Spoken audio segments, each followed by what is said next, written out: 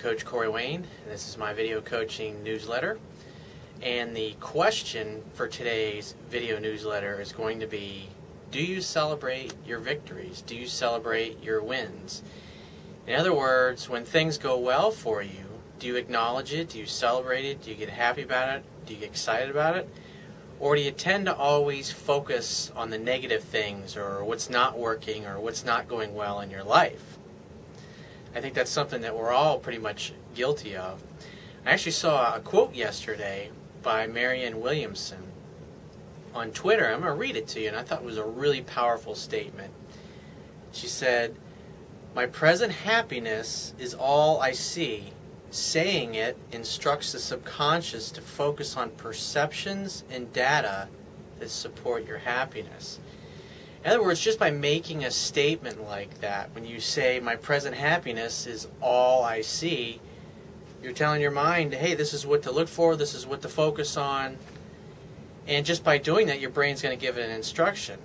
Because a lot of us have limiting beliefs running around in our minds that are constantly asking us questions of ourselves. Usually they're very negative and disempowering questions. And if you're the type of person that's constantly focusing on what's wrong with your life and what's not working or what's not going well or what's not working out the way you want it to, or the opportunity, or the chick that you want to meet, or the guy that you want to marry, it's just they're not in your life, and so you get upset about it instead of focusing on what is. And if you give your brain a really crappy question, or I should say if you are constantly or consistently asking yourself very negative questions, your brain has no choice but to come up with really shitty answers. And so the point of that tweet is to ask your brain an empowering question. My present happiness is all I see. I mean, it's amazing. It's pretty simple, but also pretty powerful. So I've got a client of mine that I've been coaching, I think probably since early this year.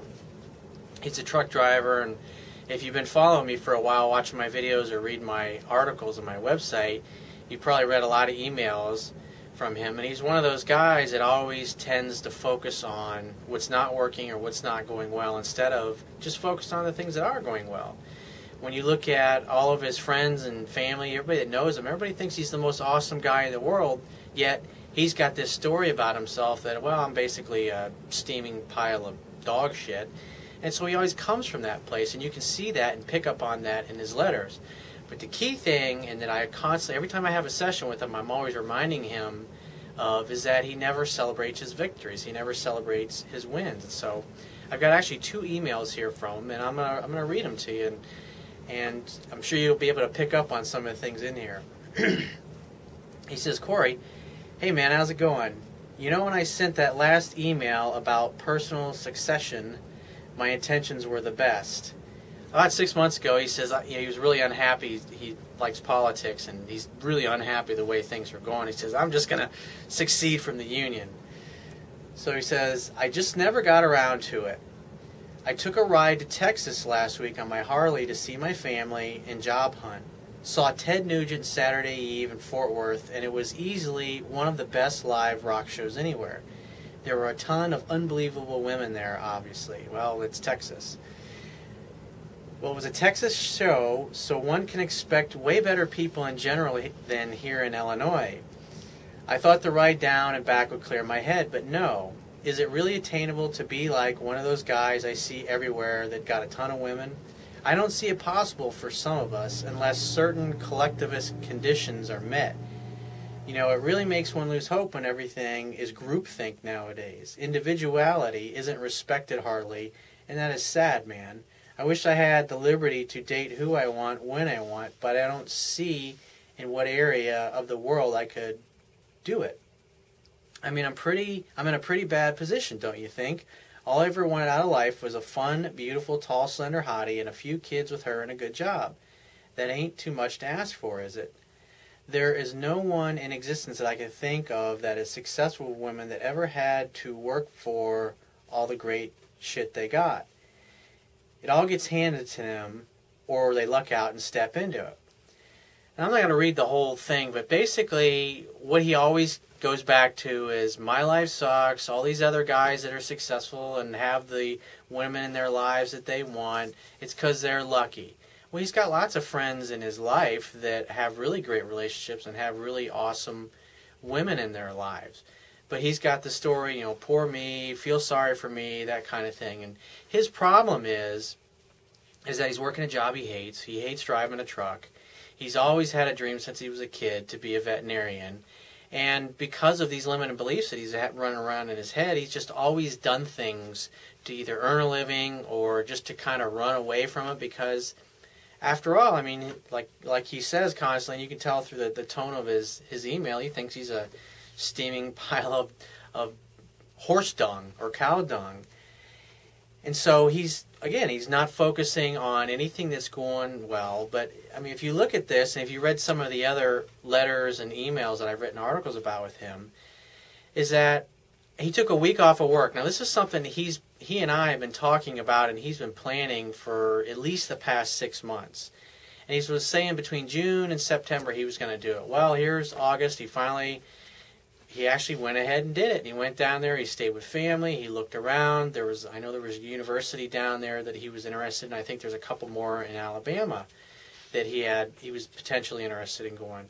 And so he's always wanted to become a veterinarian, and he's never really done much about it. But over these past 6 months, he's been thinking about it, contemplating about it. He's decided that it's what he wants to do. He got on his Harley, and he basically, you know, drove halfway across the country to go to Texas and check things out. Let's see what the job market is like, to see what the school's like, see what the apartments are like, what the rental rates are in the area, and get his facts and figures and his numbers. So the point is that he's not giving himself credit for is that he's actually taking action and he's making progress. And all the whole while, he's bitching about it.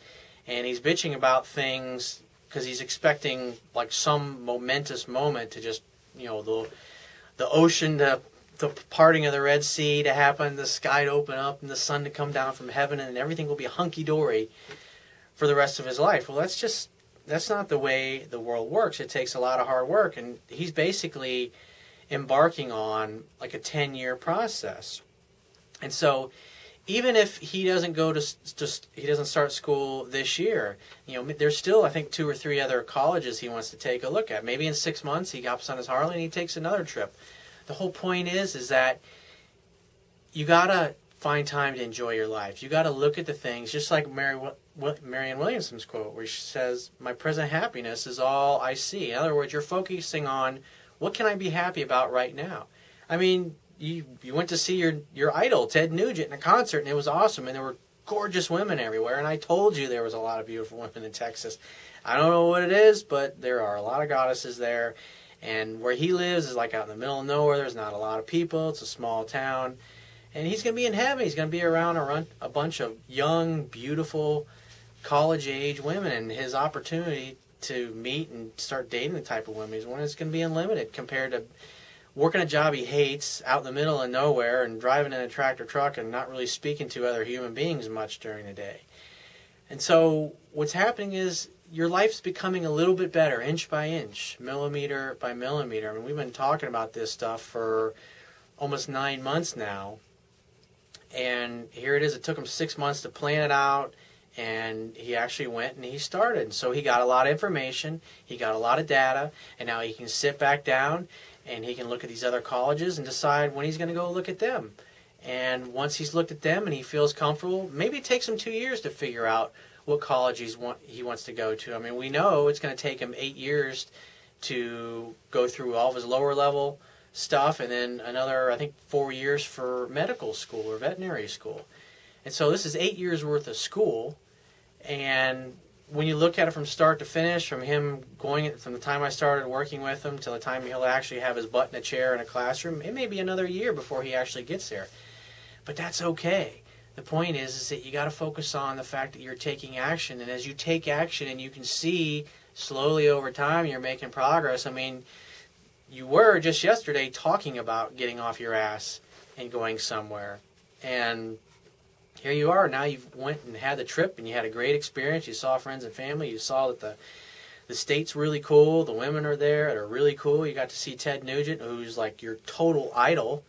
It's like, you know, life doesn't get any better than that, dude. It's doing the things that you love to do when you want to do it, and taking your life on your own terms instead of just going and punching a clock Monday through Saturday, driving a big rig and complaining about your problems. And you're actually out there taking action, and that's what it takes. And so your life is not going to get better all at once. It's going to be a gradual process, but the more you take action, the better you're going to feel. Because if you sit around and you complain, you're not doing anything to help yourself. You're not taking any action. So you're going to feel anxious. You're going to feel upset. You're going to feel not as confident. And you're going to worry about the future. But if you're busy taking action and doing research and running your numbers and applying for financial aid and talking to the universities, maybe you're talking to apartment complexes around where you want to look at, calling some employers and to find out what the job market is like. I mean, there's a ton of things that you can be doing to take action to get all your ducks in a row. So 6 months or a year from now, you'll have all your financing lined up. You'll be in school. Obviously, you're going to probably start at a community college and then work your way up. I mean, it's going to be cheaper to go to a community college than the main university anyway. So I would imagine you're going to probably want to take as many classes there that you can, because they're going to cost maybe a third of what you're going to pay at the big university. So it's all you got to do is celebrate your wins. Look at what can I be happy about in my life right now. Just like Marianne Williamson said, she says, my present happiness is all I see.